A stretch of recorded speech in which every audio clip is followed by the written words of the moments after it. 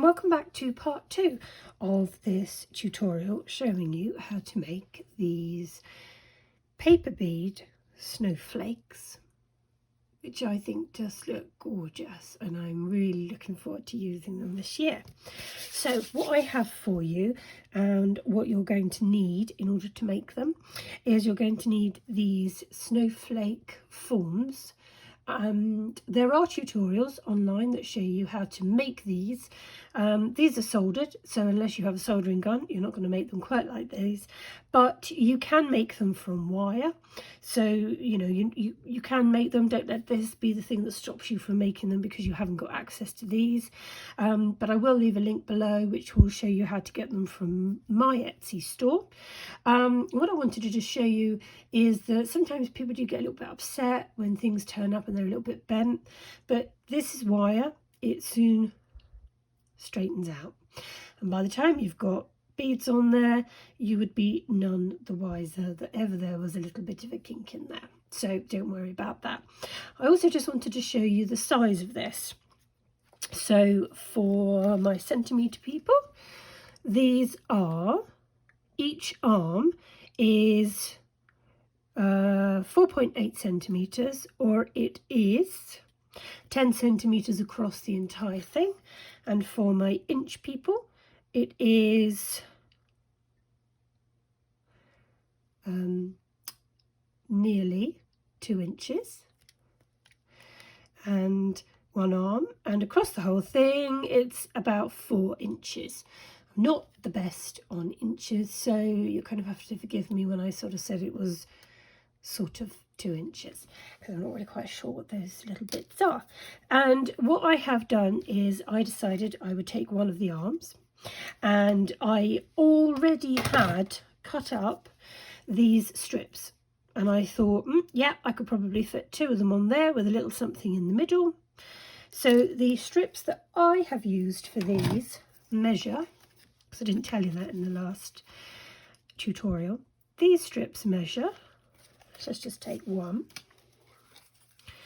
approximately, because they were all approximate, I didn't mind if some of them were like slightly bigger, 1.8 millimeters.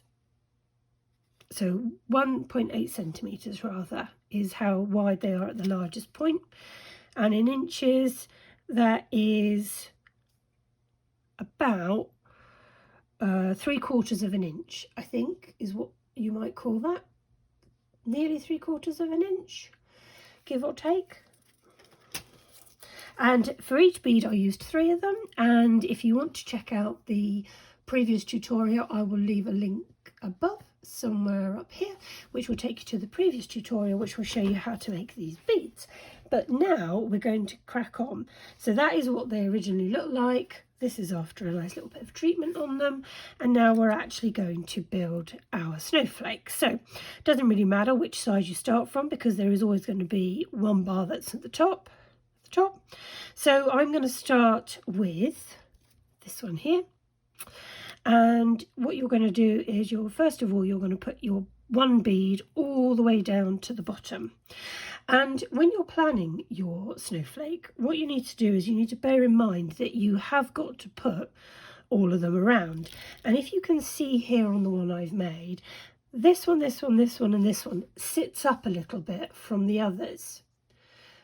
And so they do kind of nestle in and find their own space.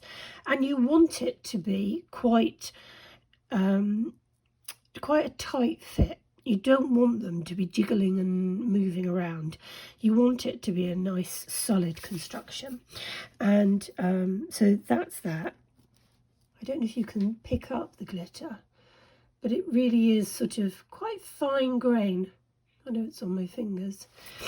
There we go. Right, and what I'm going to use is one of these large seed beads, which I had. I don't often buy things specifically for a purpose, so I had these beads and they fitted in with my colour scheme. And then I'm going to take the second bead, which is all dry, and that one goes on this way. So pop it on, and as you can see, what we are left with is a small bit at the top. Now, some people might choose to make slightly smaller beads and have a larger bit at the top. I just decided to go with, how shall I put it? I'm a bit of a go with what I've got and make the best of what I've got kind of person. And so I didn't mind the fact that on here, my loops aren't very big. I didn't want them to be big because to me, the loops are not the main part of the snowflake. As long as one of the loops was big enough to put a ribbon through or a piece of string through, that was all I was worried about. As long as they held all the beads in place, that was my main focus. But if you want to make your loops at the end bigger, maybe you want to hang things from them, or you just want them to be more of a focal piece, go for slightly smaller lengths in the beads. So what you're going to do now is you're going to take your round nose pliers, and I'm saying round nose pliers, you might have flat nose pliers and find that for this particular part it's easier to do that. I don't have any of those, so I'm just using what I have available to me. And that is what I'm all about, is using what you have. Don't feel that you have to go out and buy expensive things. So I'm actually going to push, I'm going to put a little bit of pressure on and push my beads down, because what I want to do is I want to bend this, because I want these beads to stay in place. I don't want them to be wobbling around on here. I want these to be quite firmly in place. So I've done my bend, and then what I need to do is holding it. So be careful not to bend all of the other spokes. Hold it. And what I now need to do is bend this back. Now this is a bit fiddly because it's not the hugest amount of wire that I have left. Can you see? And so this is probably, for a jeweler, the worst thing to watch is me making one of these loops. But this isn't a piece of jewellery, and for me, my little loop here, which I'm just going to squash shut, does the job. There we go, sorted. And what you would do is you would repeat that on the other side. So if I just get the other two on the next side, get another 2 beads, here we go, and this one going to slide on. And this one will just sit. So if I just show you on this side,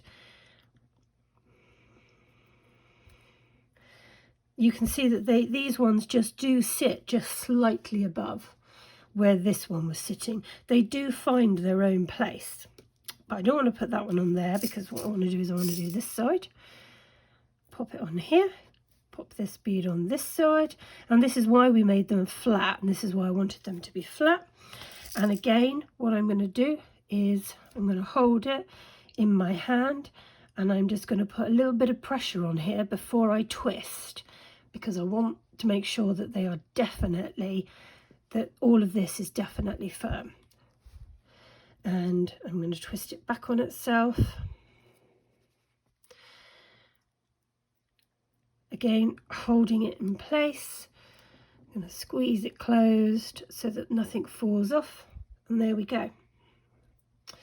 That is the start of your sparkly, spangly, frosty snowflake. And so you'll just continue doing that all the way around until you get to the end.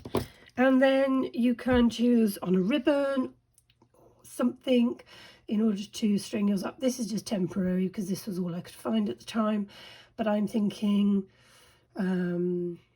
I don't know, I quite like the idea of sort of a grey velvet ribbon. But again, I'm going to use what I have. I'm not going out and buying something. I might have grey embroidery thread that I might use.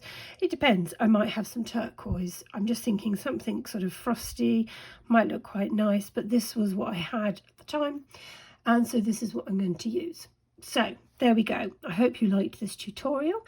Please check out the description. Please make sure you hit the subscribe button for more paper beading tutorials, and I will leave full details of everything that I have used, that that I can give you the instructions on where I got it from in the description box below.